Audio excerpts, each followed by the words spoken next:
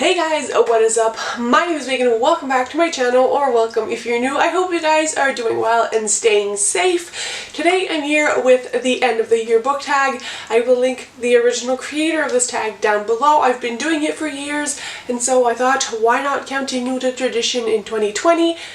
I'm going to keep this intro short and sweet and just hop on in.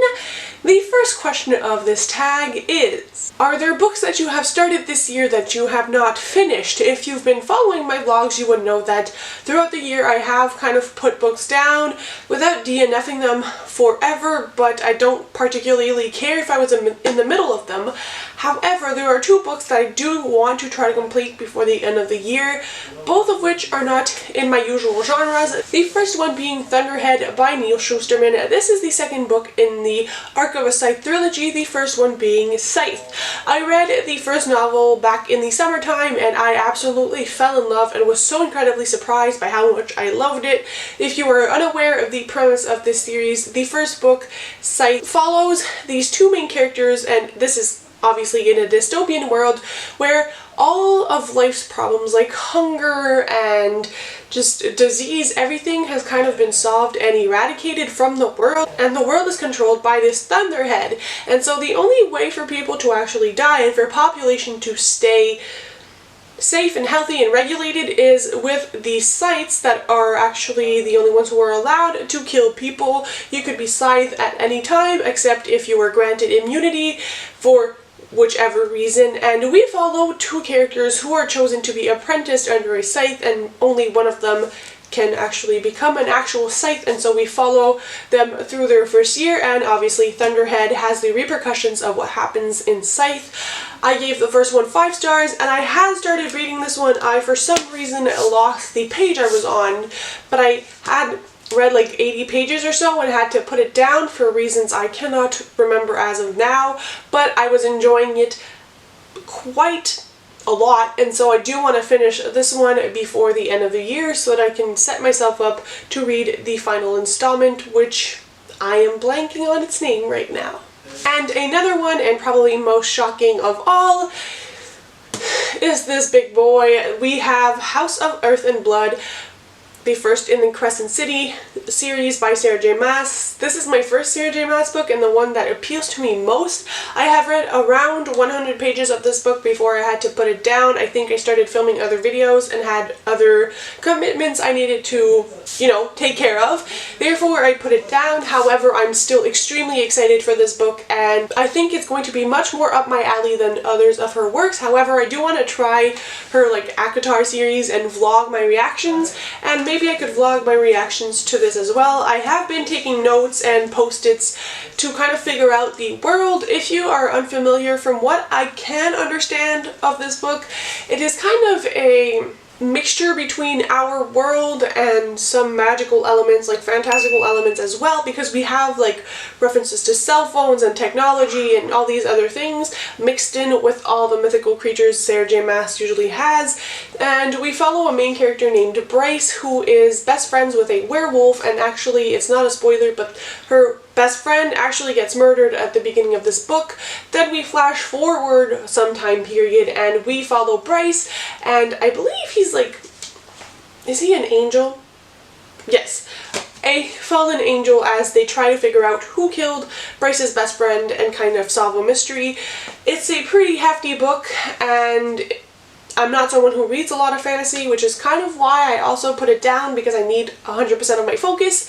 But nonetheless, I do want to try to at least make some progress with this book before 2020 comes to a close. The second question to this tag is, do you have an autumnal book to carry you through the fall season and kind of the seasonal changes? I feel like my answer is the same pretty much every year. This time, however, I have already read my kind of autumnal book, which brought me into the fall season. That is Escaping from Houdini by Karen Maniscalco. The entire Stalking Jack the Ripper series is basically what reminds me that it's fall and kind of my fall cozy feels. I love it so much, and I recently finished Escaping from Houdini, which was the perfect transition into a fall mode. I am not much of a seasonal reader, but I do like my cozy reads once in a while. If you guys have been following my channel, you would know I am a Stalking Jack the Ripper trash can. I adore Stalking Jack the Ripper. It's my favorite book series of all times, and I just love rereading it. I can't even count how many times I've read Stalking Jack the Ripper now, but this is the third book in this series. If you are unfamiliar with Stalking Jack the Ripper, the first one follows a main character named Audrey Rose in a Victorian time period where she is apprenticing under her uncle to be kind of like a mortician. She studies dead bodies and makes autopsies, which is taboo for women in that time period, but also taboo for anyone because the scientific advances we know now in that time period weren't quite the same, and so the book really takes off when there are murders, which are the Jack the Ripper murders, that occur, and Audrey Rose and her uncle, as well as the most wonderful side character Thomas Creswell, work to figure out what is happening. It's a mystery, historical fiction, romance novel. I adore Audrey Rose and Thomas. If you don't know, Thomas is my favorite love interest of all times, and so the cozy mystery feels with the historical fiction factor really makes it the perfect autumnal feel for me. If you guys have not picked this up, pick up the series. Stalking Jack the Ripper is great, and the series just gets better from there. The third question is always one of my favorites, and it is, do you have a new release of a book that you're still waiting for? And for that, I would say that I have two answers, both which are coming out in the next weeks as I am filming this. Actually, both have the same release day. The first one is Hollowpox by Jessica Townsend. This is the third book in the Nevermore series. In this one, we follow Morgan Crow, who is a middle grade character, by the way, as she is in the Wonder Society, and there is this disease called Hollowpox, which is surfacing and killing much of the wondrous animals. It kind of reminds me of COVID, except it's not animals, it's, you know, a plague. And the stories that unfold from there. Nevermore is a very popular series on BookTube, and I completely fell in love with it this year. If you are, again, unfamiliar with the series, it follows a young girl named Morgan Crow, who is a cursed child, and in this world where Morgan lives, cursed children are set to die at a specific age near their birthday. And there is also this thing where the best children can get bid on to get like a specialized education, and obviously Morgan Crow kind of gets saved last minute from dying from a weird mysterious man called Juniper North who whisks her away to the land of Nevermore, and the series is fantastic. It has a lot of really great fantasy elements. There are giant talking cats, a really cool hotel, a great friendship group. Morgan as a character is absolutely fantastic to read about.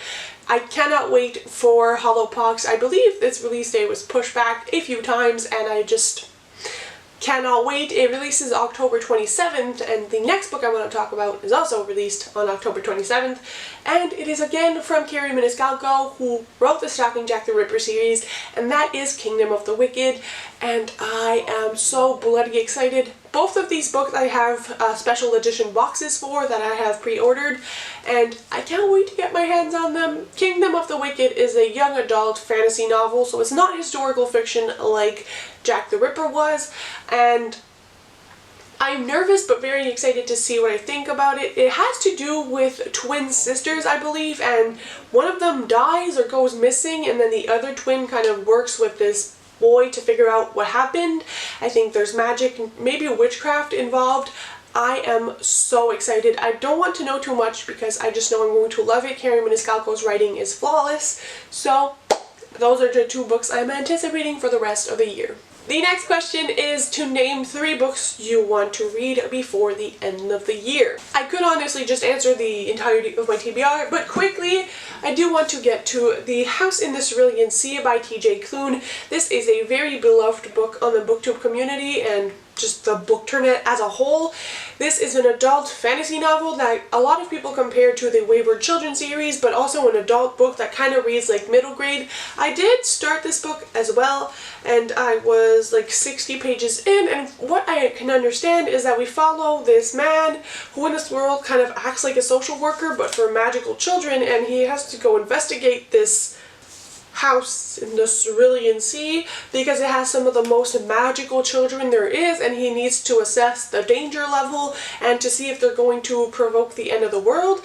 And so it's his encounter with the children, and I guess becoming fond of them and also falling in love with the man in charge of the orphanage these children are residing in. That's what I know. Everybody seems to love it, so really want to get to it.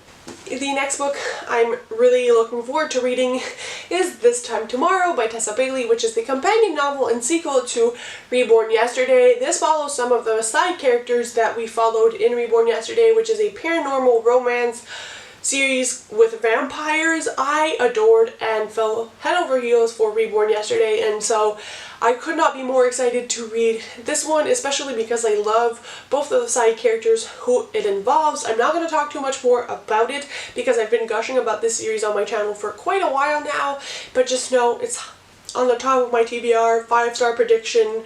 I just can't wait to get to it. And then we have a combination of everything that makes me happy in life, and that is In a Holidaze by Christina Lauren. If you guys have not met me virtually yet, hi.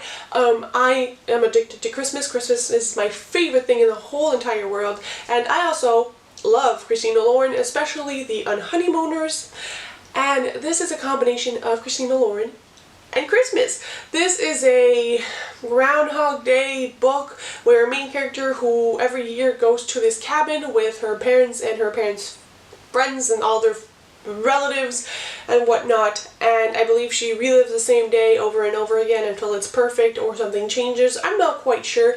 I sometimes love Groundhog Day book type things, other times I really despise them, but I am very hopeful and I will try to hold off reading this until December. Hopefully I can, crossing my fingers.